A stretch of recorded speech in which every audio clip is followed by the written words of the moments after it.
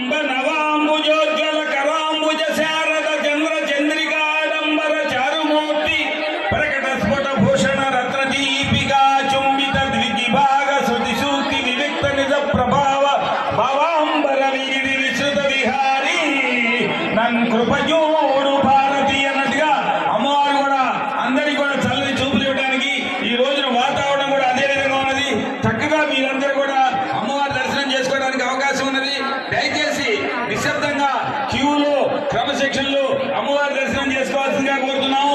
49 కిలోల మహాలడ్డు ప్రసాదాన్ని ఇవాళ మన అమ్మవారికి నైవేద్యంగా సమర్పించింది. ఈ నవరాత్రులలో కైంకర్యం చేసింది.